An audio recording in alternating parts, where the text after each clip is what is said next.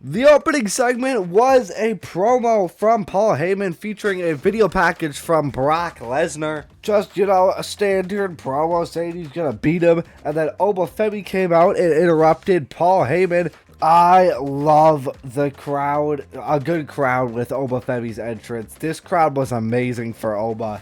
It was so loud, one of the loudest crowds possibly for Oba's entrance. He cut a really good promo in just like 60 seconds. He signed the contract using Paul Heyman's shoulder, and he dropped a line where he basically said, "Last time I was fighting Brock to beat him, this time I'm fighting to kill him." And oh baby, ice cold, ice in his veins, fire in his soul, cold-blooded. Obafemi is so good, and I can't wait for this match. It's just gonna be unbelievable. It's in front of an international crowd. Oh my god, like, it's gonna be insane, dude. I'm watching Raw right now, and Joe Hendry's singing Logan Paul, Paul, Paul. Can we fire Logan Paul? Here, let me make it so you guys can hear it. Paul. Can we fire Logan Paul? Paul. Paul. Can we fire Logan Paul? Paul. Paul. Can we fire Logan Paul?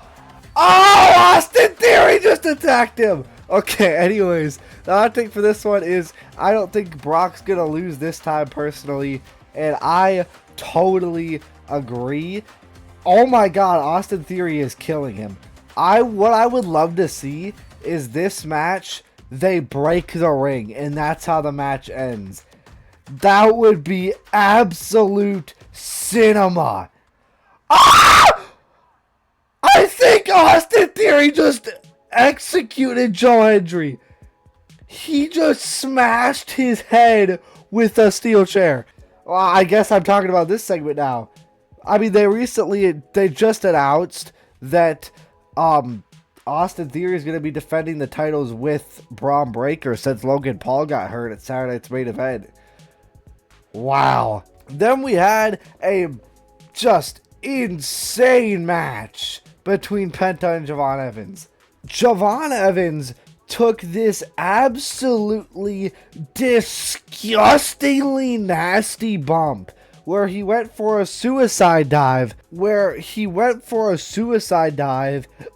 and was like twisted sideways and landed spine first on like the edge of the announce table.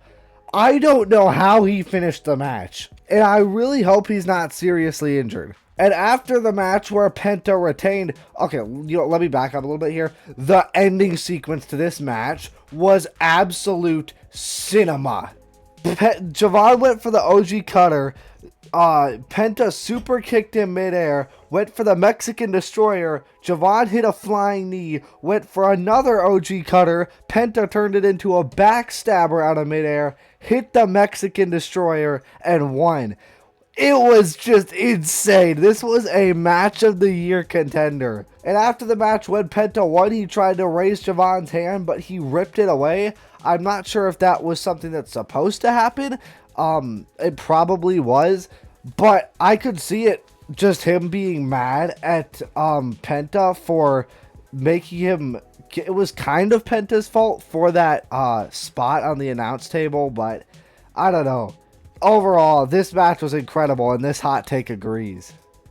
As I was talking about this, there's a backstage segment where Javon just confirmed it was because he's just in his own head, and he said he'll see him again for the title very soon. We then had a backstage segment with the Street Profits, Angelo Dawkins and Montez Ford, and Seth Rollins, and he was trying to convince them yet again to team up with them, especially since Logan Paul is injured, so they can take him out once and for all. And Seth and Tez ended up arguing and confirmed a match later that night. Then in said match between Montez Ford and Seth Rollins, which was an absolute classic by the way, Seth Rollins was able to pick up the win, and after the match, Austin Theory was taking out Angelo Dawkins, smashed his head between a steel chair and the steel part of the ramp. And as we mentioned earlier, Austin Theory did a very similar thing with the ring post to Joe Hendry. And I don't know why Theory is so mad. But I'm hoping maybe this is kind of his new thing and it makes him actually feel scary. Then after the match, Montez finally realized he kind of needs to team up with Seth Rollins, so he agreed to. He agreed that they can work together now temporarily, which I'm assuming will allow Seth Rollins to pick up their win in the next match against Braun Breaker, which he requested from Adam Pearce, quote, as soon as possible. So, quote, I'm assuming when that match happens, Seth Rollins will win because of the help of Montez and Angelo, and they will probably win the tag titles with the help of him. Next, we had a match between the Judgment Day, Raquel Rodriguez and Roxanne Perez going up against Bay Lyra. As always, the Judgment Day tried to get involved. This was a pretty good match. Liv Morgan got ejected. Dom came onto the apron, threw his title in the ring behind his back. It was really smooth. Then Bayley and Roxanne had a little tug of war, and Roxanne accidentally hit Dom with the title, knocking him off the apron, allowing Bayley to roll her up and pin her and get the win.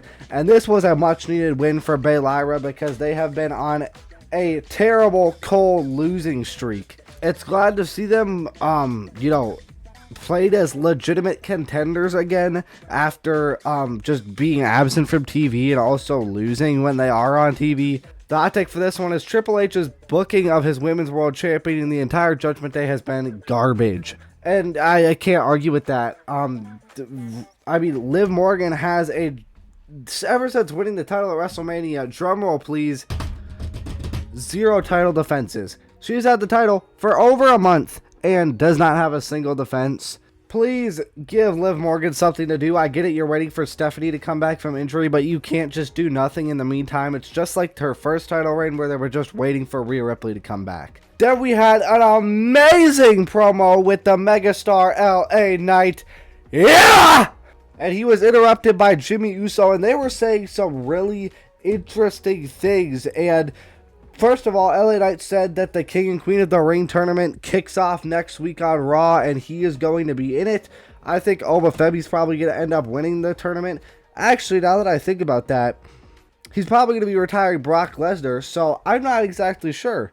Both of them made really good points, and LA Knight ended it with an amazing line. This was just an amazing promo. Both of these two are masters on the mic, especially LA Knight, yeah. And he was able to vent both him and Jay's feelings without having Jay do it and the whole crowd going yeet between every line. And the hot take for this one is just glazing the promo, which understandably so. Then the main event match was Rusev taking on Rey Mysterio in a #1 contenders match for the Intercontinental Championship. A banger of a match. Rey Mysterio brought back the baggy pants. Rey Mysterio ended up picking up the win, making him the #1 contender for Penta's IC title. And that match is gonna bang. I can't wait. Then after the match, Rusev started attacking Rey Mysterio, and we had the return of Dragon Lee. Ethan Page, who was on commentary during the match, then tried to get involved to help Rusev, and Rey Mysterio and Dragon Lee ended up on top, hugging it out and stuff. And the hot take for this one is, damn, why even bring Rusev back just to keep effing him over SMH? And honestly, I completely agree with this hot take.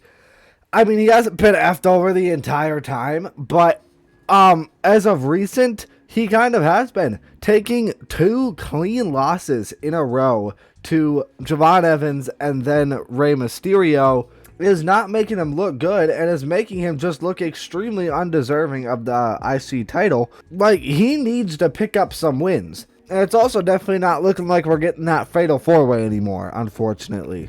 Then we had the main event segment between Jacob Fatu and Roman Reigns. It was the contract signing for Clash in Italy. They both signed the contract, obviously. Jacob was crashing out. Roman came out, and they had a short promo. Well, not really a short promo, but... And I really don't know who's going to win at Clash in Italy.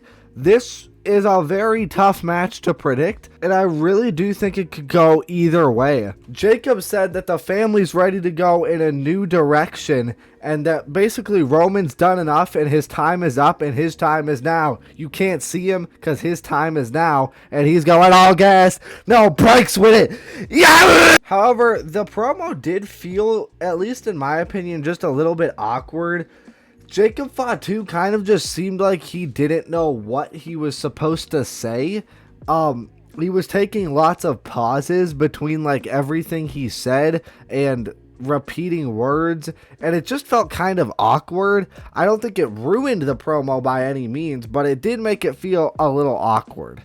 But that's just me being nitpicky, I think. A really solid main event segment. And seeing Jacob Fatu crowned the new tribal chief at Clash in Italy would be a really interesting thing to see. The hot take for this one is, quote, no physicality between Roman Reigns and Jacob Fatu this week on Monday Night Raw. A different way these two have interacted in the previous month. A nice change. I'm looking forward to Clash in Italy because either man could win the match. And I have no disagreements here. It was a nice change of pace, and I really like this main event segment. That's going to be it though for this Raw review. Thank you guys all so much for watching. Like and subscribe if you want, and bye.